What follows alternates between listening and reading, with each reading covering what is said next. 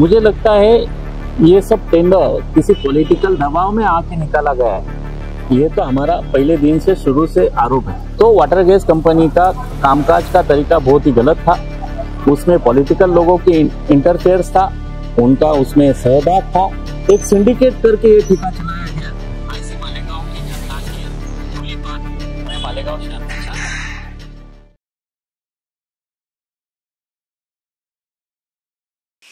आप देख रहे हैं अब तक न्यूज इंडिया, जो आपको रखे आगे। आइए दर्शकों, एक बार फिर आपका स्वागत है अब तक न्यूज पर। मैं जाबिर शाह। दर्शकों, आज मालेगांव शहर में हम देख रहे हैं कि 11 सालों से मालेगांव महानगर पालिका स्वच्छता के नाम पर किसी न किसी कंपनी को ठेका देते हुए आ रही है।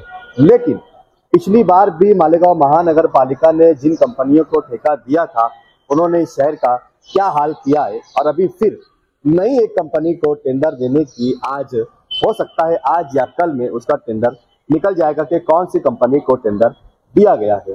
सवाल यह है दर्शकों के करोड़ों रुपया मालेगांव महानगर पालिका में जो आता है, वो मालेगांव महानगर पालिका की जनता का टैक्स का पैसा, शासन का पैसा, गवर्नमेंट का पैसा, इस देश की जनता का पैसा मालेगांव शहर में ठेकेदार कचरे के साफ सफाई के नाम पर करोड़ों रुपया खा जाते हैं और सफाई जीरो। इसी सवाल पर आज हम बात करेंगे मालेगांव पर विधायक संगठन संघर्ष समिति के अध्यक्ष निखिल पवार से कि उनकी अपनी क्या राय है। क्या किसी कंपनी को ठेका दिया जाना चाहिए या नहीं दिया जाना चाहिए? क्या कचरे का स्वच्छता का ठेका मालेगांव महानगर पालिका ने खुद चलाना चाहिए? इन सारे सवालों पर बात करेंगे निखिल पवार से। पवार साहब, स्वागत है आपका अब तक न्यूज पर। Thank you. पवार साहब, अभी हमने देखे कि इसके पहले मालेगांव महानगर पालिका ने वाटर गैस कंपनी जो नासिक की है, उनको 11 साल के लिए टेंडर बेस पर दिया था। कैसा रहा वो 11 साल की स्वच्छता का मालेगांव शहर का? मालेगांव शहर में पिछले 11 साल में वाटर गैस कंपनी के खिलाफ बहुत सारे निवेदन आए, बहुत सारे आंदोलन हुए। इसी से अनुमान लग जाता है कि मालेगांव की स्वच्छता कितनी अच्छी तरीके से हुई है। मालेगांव की स्वच्छता अच्छी तरीके से होती तो आज अपने को बोलने की जरूरत नहीं आती कि महापालिका ने खुद होके सफाई करो, टेंडर नहीं देना जरूरी नहीं है।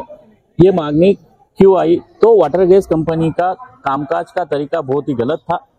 उसमें पॉलिटिकल लोगों की इंटरफेयर्स था, उनका उसमें सहभाग था। एक सिंडिकेट करके ये ठेका चलाया गया। ऐसी मालेगांव की जनता की खुली बात पूरे मालेगांव शहर में चल रही। उसमें ये मालेगांव शहर की जनता का पैसा महापालिका ने ठेकेदारों के माध्यम से पॉलिटिकल लोगों को पुराया है, ऐसा हमारा स्पष्ट आरोप है। अभी जिस कंपनी को ठेका दिया जा रहा है, ये कंपनियों का जो गाइडलाइंस बनी है कि 100 करोड़ रुपए की उनकी टर्नओवर होना चाहिए, संपत्ति होना चाहिए। जिस कंपनी को दिया जाएगा उसका 5% पैसा उनको महानगर पालिका में जमा करना होगा। 600 लेबर रखने का उनको अनुभव होना चाहिए। ऐसी अति रखकर नई कंपनी को ठेका दिया जा रहा है। उसके जो नियम बनाए वो बहुत ही कड़क बनाए हैं। लेकिन क्या लगता है कि ये सारे नियमों पर जब हम देखते हैं कि वाटर गिरीज को इतनी सारी तकरार करने के बाद भी उस कंपनी का कुछ नहीं बिगड़ा, तो ये कंपनी जब हम पर थोपी जाएगी, चाहे वो कल्याण की कंपनी हो, थाना की कंपनी हो, औरंगाबाद की कंपनी हो, तो क्या इससे हम लड़ पाएंगे? मुझे लगता है ये सब टेंडर किसी पॉलिटिकल दबाव में आके निकाला गया है। ये तो हमारा पहले दिन से शुरू से आरोप है, पहली बात। दूसरी बात, मालेगांव शहर की स्वच्छता के लिए टेंडर देके काम करना ये गलत बात है। महापालिका का इसमें बहुत बड़ा नुकसान होने वाला है। हम चाहते हैं कि मालेगांव महानगर पालिका ने 1000 कर्मचारी भर्ती कर ले, मानधन तत्व पे हो, कॉन्ट्रैक्ट बेसिस पे हो, किमान वेतन पे हो। 1000 कर्मचारियों की भर्ती भी किया और उनको जो कंपनियां आज वाटर गैस कंपनी 6-7 हजार रुपया हर महीने को एक कामगार को पगार देती है, उस हिसाब से छोड़ दो। हम चाहते हैं कि 10,000 रुपया प्रति माह के हिसाब से पगार दिया तो भी 1 करोड़ में पूरे मालेगांव शहर की स्वच्छता के लिए 1000 कर्मचारी उपलब्ध हो सकते हैं मानधन तत्व पे। साथ ही 151 गाड़ियां जिसमें स्वच्छता की डोर टू डोर कलेक्शन करने के लिए कचरा गाड़ी हो, ट्रिपर हो, जेसीबी हो, डंपर हो, ट्रैक्टर हो, यह महापालिका के पास अवेलेबल है। फवारने के ट्रैक्टर्स अवेलेबल है। फिर टेंडर काय को देने का, यह हमारा बेसिक सवाल है। महापालिका खुद सफाई करने के बाद ज्यादा से ज्यादा 1 से 1.5 करोड़ रुपए में पूरे मालेगांव शहर की हर महीने की स्वच्छता कर सकती। उसके लिए ज्यादा से ज्यादा 15 करोड़ रुपया सालाना खर्चा हो सकता। बर्मन समिति का अहवाल कहता है कि प्रति 1000 व्यक्ति के पीछे एक सफाई कामगार, एक ड्रेनेज कामगार और एक झाड़ू कामगार होना चाहिए। वैसे देखा जाए तो महापालिका की रिकॉर्डेड जो लोक संख्या है उसके हिसाब से 7-8 लाख आती है। 1500-2400 कर्मचारियों में यह स्वच्छता हो सकती है ज्यादा से ज्यादा। आज महापालिका के पास 702 कर्मचारी कायम है, जो स्वच्छता के ऊपर कामगार बोल के उनको पगार दिया जाता है, महापालिका की कायम सेवा में है। महापालिका की तरफ कुछ 100 के 150 कर्मचारी मानधन तत्व पे। अब जी अगर ये ठेका दिया जाता है तो जो 700 लोगों को हम पगार देते हैं, क्या कंपनी को निकाल देंगी क्या? वो निकाल नहीं सकती। मालेगांव महानगर पालिका के तत्कालीन उपायुक्त रोहिदास डोलकुलकर साहब और नितिन कापड़नी साहब, इन्होंने तत्कालीन कमिश्नर साहब को एक अहवाल दिया है। जो अहवाल था दिग्विजय मजदूर संस्था को मालेगांव शहर की स्वच्छता करने का जो टेंडर दिया था उसके अनुसार वो अहवाल दिया गया था। 14वें वित्त आयोग में स्वच्छता के ऊपर बहुत सारा निधि उपलब्ध था। 15वें वित्त आयोग में वो निधि की कमतरता होने वाली है। वो देखते हुए महापालिका की आर्थिक स्थिति स्वच्छता टेंडर की वजह से बहुत विकट होने वाली है। महापालिका का 35 से 40 करोड़ रुपया हर सालाना स्वच्छता पे खर्चा हो रहा है। वो काम खाली 15 से 20 करोड़ रुपए में हो सकता है, ऐसा अहवाल तत्कालीन उपायुक्त नितिन कापड़नी साहब और डोलकुलकर साहब ने तत्कालीन महापालिका आयुक्त को दिया है। वो अहवाल पे कार्रवाई महापालिका कमिश्नर क्यों नहीं कर रहे, ये हमारा सवाल है। 11 साल से हम देख रहे हैं कि वाटर गिरेज कंपनी शहर की स्वच्छता कर रही है, कचरा उठा रही है, तो कचरा कम हो जाना चाहिए। जब टेंडर दिया गया तो जब 150 टन था, फिर 200 टन हो गया, फिर 250 टन हो गया। अब जिस कंपनी को दिया जा रहा है, इसका जो अहवाल बना है, इसमें 350 टन पर डे कचरा मतलब उठेगा, ऐसा एग्रीमेंट में मतलब तय हुआ है। तो कचरा कम होना चाहिए, तो ये तो 11 साल में कचरा 150 टन से 350 टन पर आ गया। देखिए, मालेगांव शहर की डोर टू डोर कलेक्शन हो गया तो कचरा तो कम होना चाहिए, सबसे पहली बात। दूसरी बात, मालेगांव शहर में राष्ट्रीय हरित लवाद ने एक ऑर्डर पास किया है मालेगांव शहर के प्रदूषण, स्वच्छता और विकास काम के लिए। उसके लिए सरकार को एक बाउंड्री तय करके दिया है कि इसके अंदर ये काम होने चाहिए, इतने कालावधि में ये काम होने चाहिए। वो ऑर्डर की भी इन्होंने उल्लंघन किया।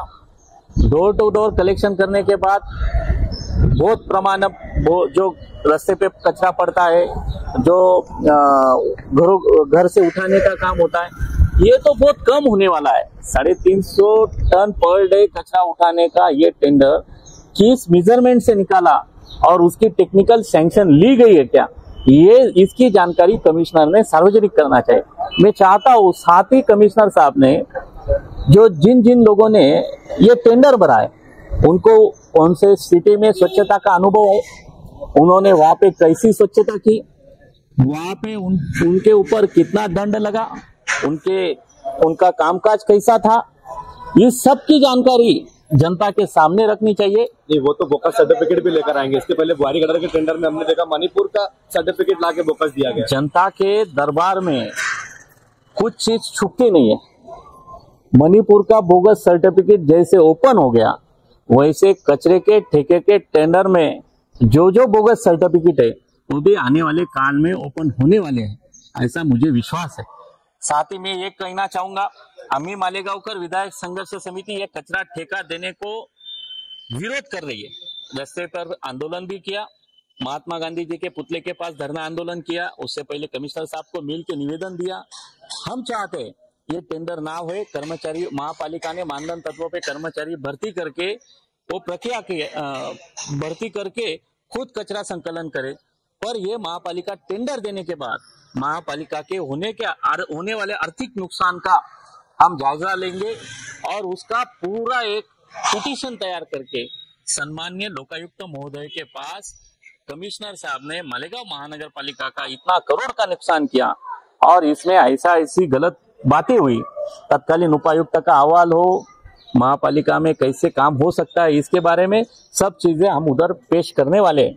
हम चाहते हैं कि महापालिका का आर्थिक नुकसान करने वाला जो भी कोई होगा उसको बख्शना नहीं चाहिए, उस पर सख्त से सख्त कार्रवाई होनी चाहिए।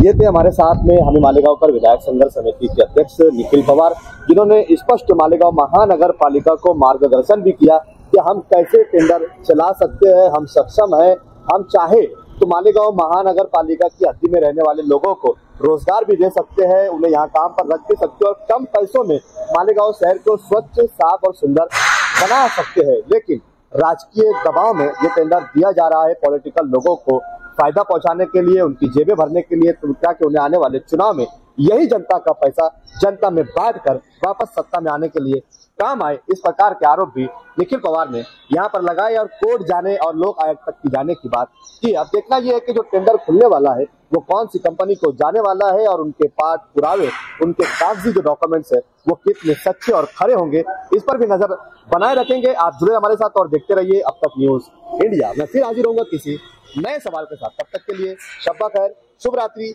जय हिंद, जय महाराष्ट्र।